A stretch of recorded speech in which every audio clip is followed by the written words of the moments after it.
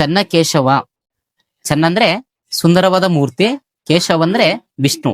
ಈ ದೇವಾಲಯವನ್ನು ಕಟ್ಟಿಸಿದವರು ವಿಷ್ಣುವರ್ಧನ ಮಹಾರಾಜರು.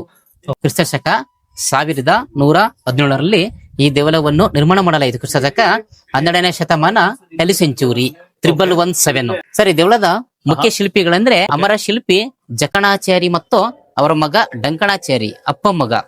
ಕಟ್ಟಿಸ್ಲಿಕ್ಕೆ ಸುಮಾರು 103 ವರ್ಷ ಸಮಯ ತಗೊಂಡ ನೋಡಿ ಸರ್. ಅಪ್ಪ ಮಗ ಮೊಮ್ಮಗನ ಕಾಲಕ್ಕೆ ಈ ದೇವಾಲಯ ಕೂಡ ಮುಕ್ತಾಯಗೊಂಡಿದೆ. 3 ತಲೆಮಾರು, 3 ಜನರೇಷನ್.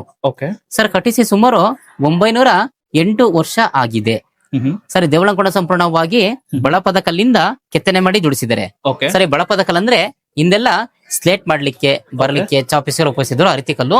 ಈ ಕಲ್ಲುಗಳನ್ನ ಎಲ್ಲಿಂದ ತಂದಂದ್ರೆ ಬೆಂಗಳೂರು ಹತ್ರ ತುಮಕೂರು ಬರುತ್ತೆ ನೋಡಿ ಸರ್. ತುಮಕೂರು ಡಿಸ್ಟಿಕ್ ತುರುವೇಕೆರೆ ತಾಲೂಕು ಪಕ್ಕದಲ್ಲಿ ಕಡೆಹಳ್ಳಿ ಗುಡ್ಡ ಅಂತ ಬರುತ್ತೆ. ಅಲ್ಲಿಂದ ಆನೆಗಳ ಮೂಲಕ ಬಳಪದ ಕಲ್ಲುಗಳನ್ನ ತಂದ್ಬಿಟ್ಟು ಒಂದೊಂದೇ ಕಲ್ಲನ್ನು ಕೆತ್ತನೆ ಮಾಡಿ ಜೋಡಿಸಿರಲ್ಲ. ಸಂಪೂರ್ಣವಾಗಿ ಬಳಪದ ಕಲ್ಲಿಂದ ಜೋಡಿಸಿರ.